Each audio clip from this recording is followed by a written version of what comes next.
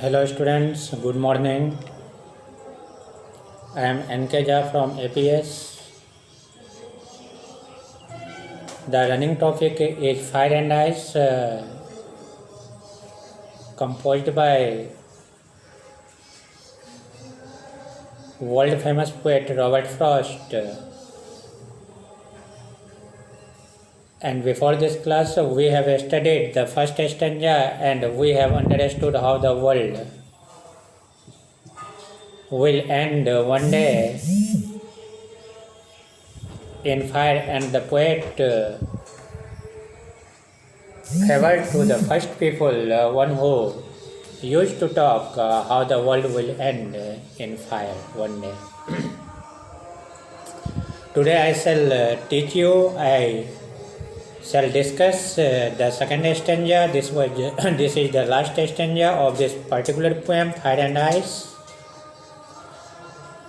So what does the second stanza mean? So we have to understand. After that we have to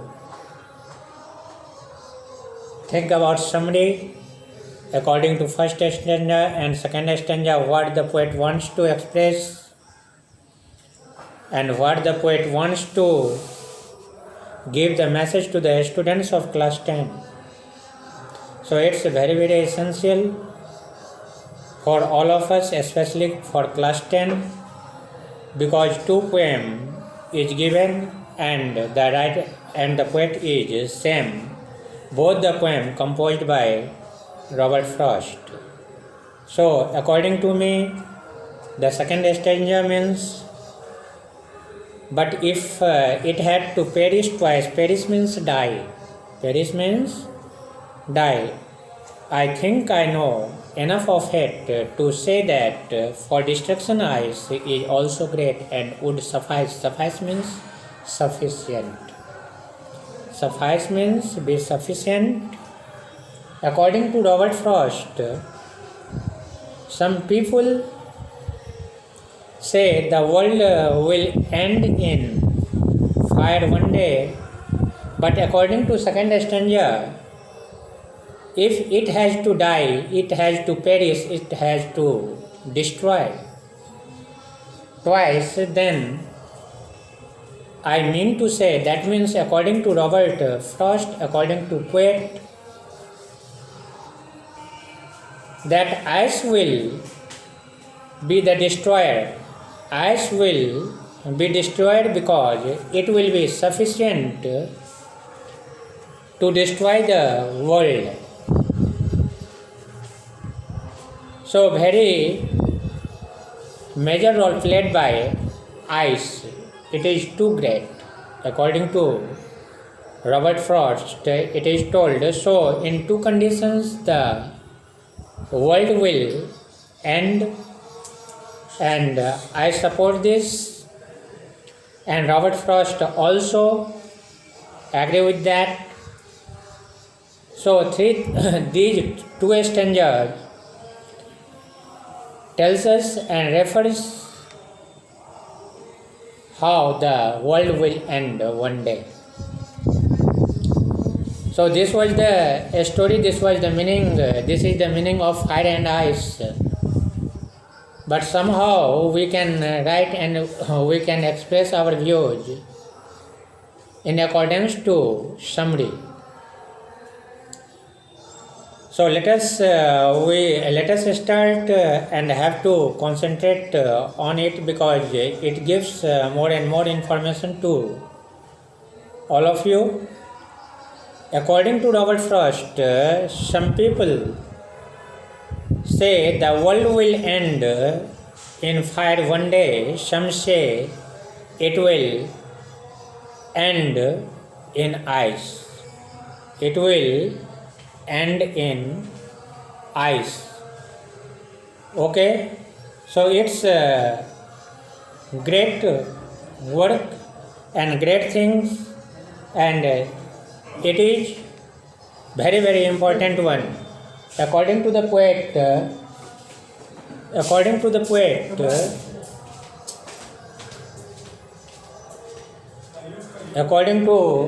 the experience of the poet, whatever I have tasted of desire, that means I have experienced, I believe.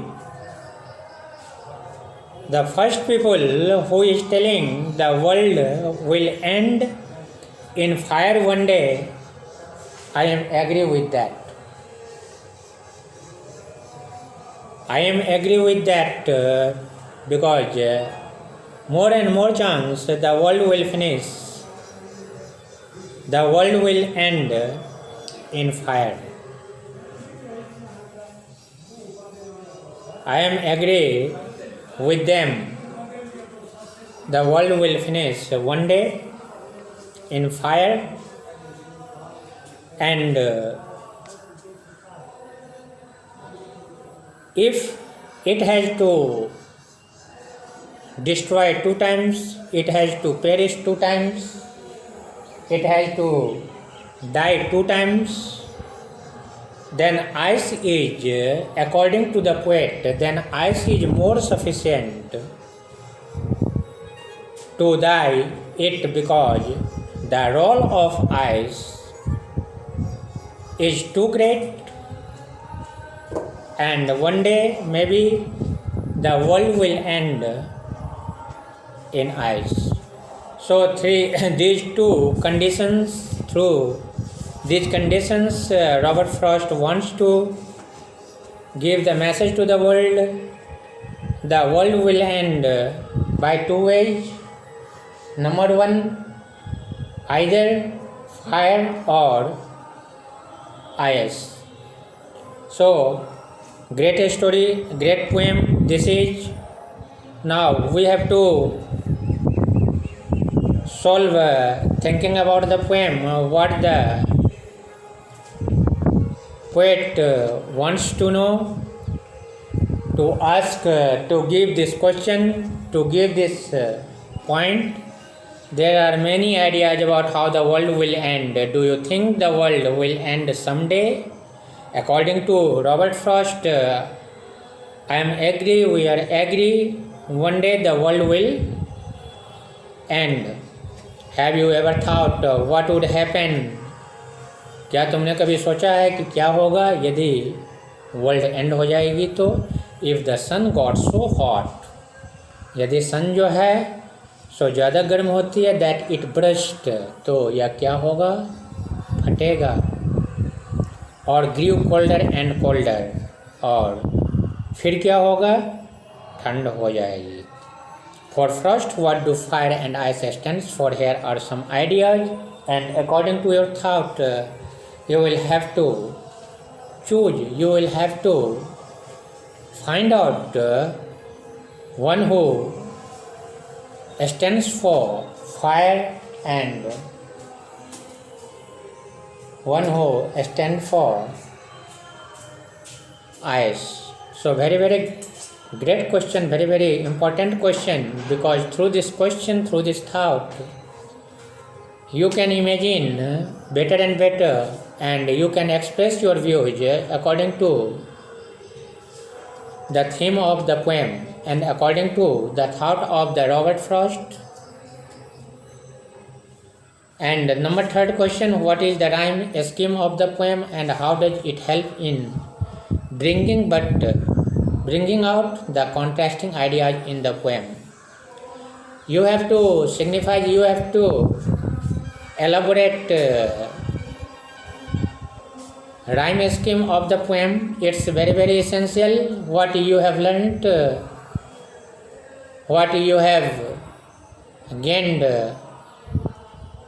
from this poem after reading, after understanding, and how does it help in bringing out the contrasting ideas in the poem? और किस तरह से यह जो है सो contrasting ideas poem में लाते हैं. Rhyming scheme, you have to search, you have to write, and this is your homework. As a homework you have to do. So 3 questions are given, and you shall have to try the answer of this question, keeping the matter in your brain, that matter should be related from topics, from poem, what the poet discussed and how the poet described it. We have to know the fact, and we understood and we studied.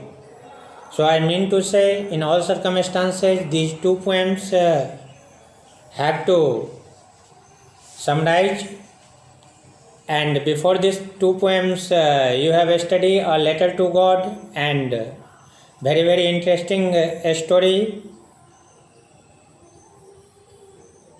And you have to write question answer. You have to describe as a summary, describe that lesson as a summary, and after that you will understand the whole idea of the story and what the author and the poet wants to give the message to the students of class 10 and why it's necessary for all of you, why it's given in standard 10. So I want to tell you and I want to give you advice at any cost. You will have to understand, because it is finished by me, and next class that will be the second chapter, and the topic name will be Nelson Mandela and Long Walk to Freedom. So firstly, Nelson Mandela, firstly you will have to read yourself, because some important topic given in box, and before this some questions, some miracle theme and understanding. The writer wants to know, are you capable or not? If you are capable to understand it, then no any problem will be held in front of you in future. So it's very, very necessary and important how to read it, and here 2 points is given before you read, and you have to understand it yourself. If any problem will create in your brain, then you can consult from the dictionary and try to solve that meaning, particular meaning, because meaning is too important in this lesson, in this chapter, in this topic. And the first meaning is related from all topic, and topic is based on that. So it's very, very important and necessary for you. And number 2, also you will have to think about, it's for you how to explain yourself as a Nelson Mandela. And after that, in this extract, you will have to read the autobiography of Long Walk to Freedom, that is Mandela, Nelson Mandela. Great person, great thought, and great leader. So we can learn something from the recognition of Nelson Mandela, from the sacrifice of Nelson Mandela, because it's fact and true, and through that we can achieve our goal. So that is the motive and that is the mission of Nelson Mandela and the mission of the students. And now you will have to elaborate the box 1. Mandela becomes South Africa's first black president. How and which kind of problem he had faced in that time, and how the people became so happy to see and to watch the work of Nelson Mandela and to search the thought of Nelson Mandela. It's so great, because everybody wants to become a great leader, but doesn't want to sacrifice. So it's never possible, it's impossible without pay the price, you can't get anything. So you have to learn it. For the work you have to pay you have to pay the price. If you are not going to pay the price and want to get it and get that, I think it's impossible, because action is too important for the work. After that you can get all those recognition which is very very essential and related for that. Okay, so you will have to read the topic number 2 and page number 16 and 17. Okay, thanks.